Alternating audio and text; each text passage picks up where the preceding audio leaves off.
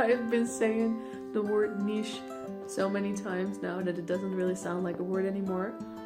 But yeah, you don't need a niche. Hi, my name is Gwen. I am an artist who likes to make a lot of different kinds of art.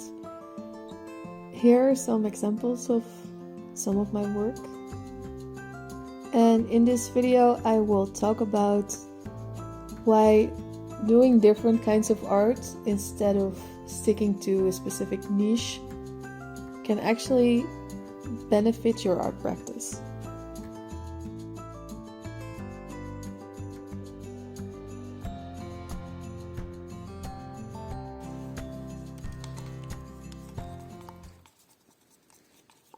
Now, if you're anything like me, you have been hanging out on the internet for quite some time now, trying to find ways to get your art in front of a large audience.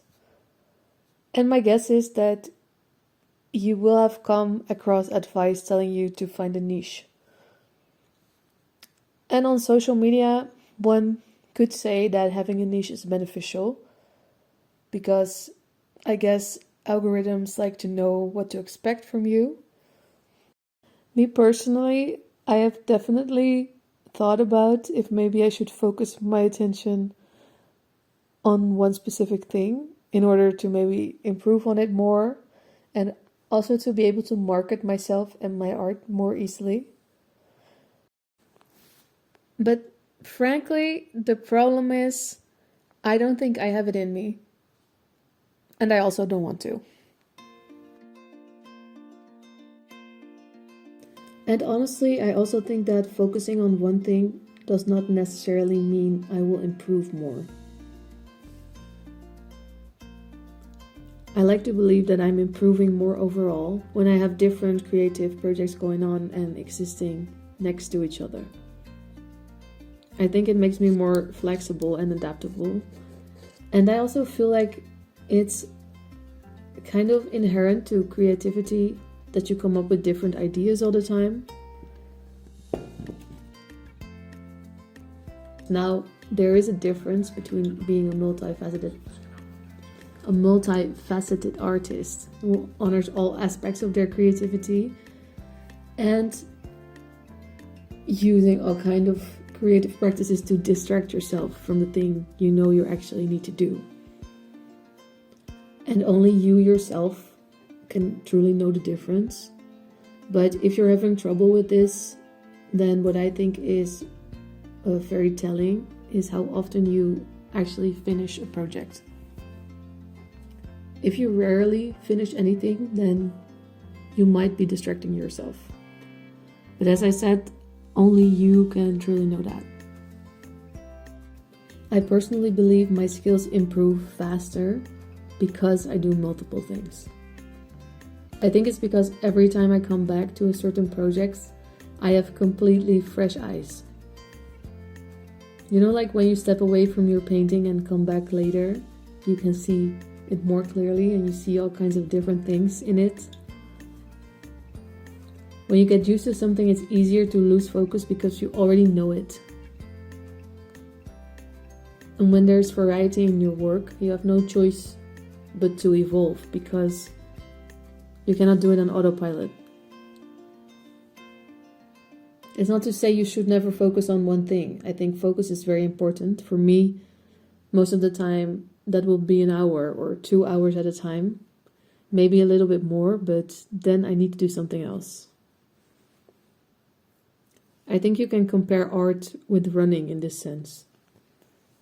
If you are a runner, it is beneficial to your running performance to cross-train, which means doing strength training and low-impact exercise such as swimming next to the running in order to use and strengthen your muscles in different ways. I believe that, for example, painting different kind of subjects or practicing different art forms next to each other is kind of like cross-training your art muscles.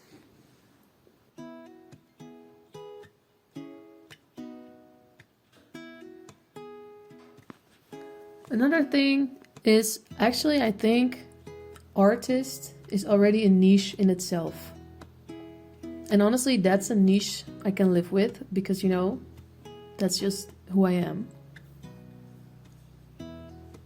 The Pakistani artist Imran Mir, who was also a very multi-passionate person, said this: "I am an artist constantly, not just when I am.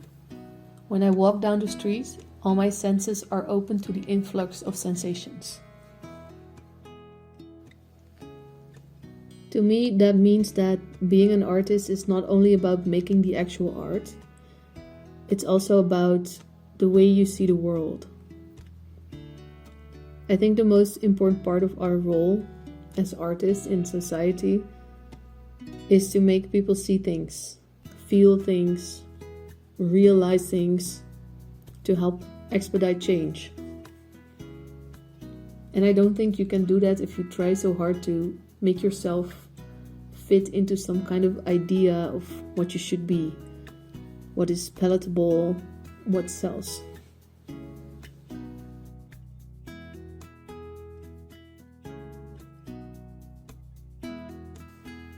There might be a certain kind of art that you do that sells best, but that does not mean that that should become your sole focus. I mean, yes, of course, in the world we live today, it's important to have enough money to be able to live your life. And yes, I believe wholeheartedly that artists should be paid well for their work. But do not make the mistake of thinking that the art you make that is difficult to sell for some reason is not valuable. Money is the way that things are valued within capitalism, but there's so many things that have value that goes way beyond money. Things like community, friendship, hope, well-being, gratitude. What's important to note here is that you're allowed to do multiple things. I think you should do multiple things. You being an artist is not just about one thing. You can totally make money selling prints online, for example, but you can do that while you also make paintings that do not sell, or maybe you also make music, or you give TED Talks, or you write poetry, or make videos, or do animation, or whatever.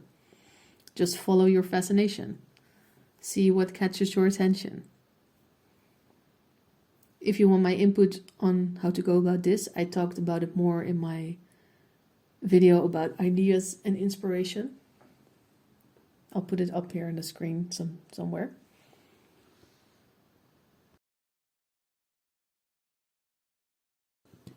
And I think you will probably naturally gravitate towards something in particular, which is perfectly fine.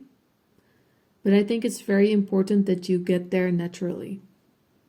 Because actively trying to find a niche actually mutes your own voice. Because when you are trying to make yourself palatable, sellable, it's almost impossible to actually listen to yourself. And that's just the thing. Your voice is not really something you have to look for, more so something you need to listen to in order to find.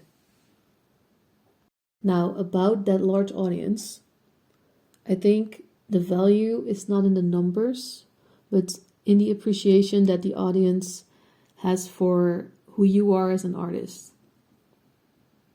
This means a small audience can be way more valuable than a large one. Especially if holding on to the large audience requires you to squeeze yourself into a mold to make yourself and your art cater exactly to the audience instead of expressing who you are as an artist. Doing this, you will be expending and honestly wasting so much energy trying to fit into that mold, and you won't be able to hear your own voice above all that. In the end, what I really want to say is, I do not want to make art for an algorithm. I want to make art for people. And I think people like the messy and the chaos, because that is what makes us human. Do I contradict myself? Very well then, I contradict myself. I am large. I contain multitudes.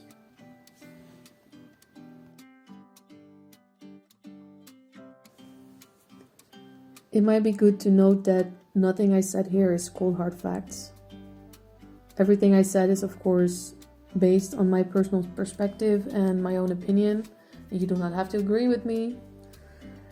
So let me know in the comments if you have a different take.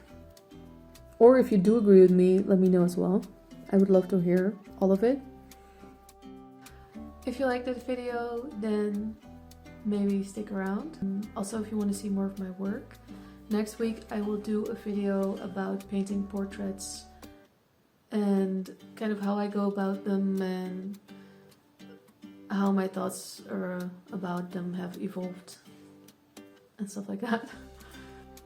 In the weekends I do a series called Let's Make Something, and there I'll just post a paint with me or show you something that I'm working on. So if you're interested in that, then also stick around. Okay, that's it for my self-promotion. Bye bye. And for now, thank you so much for being here. And I'll see you in the next one. Bye.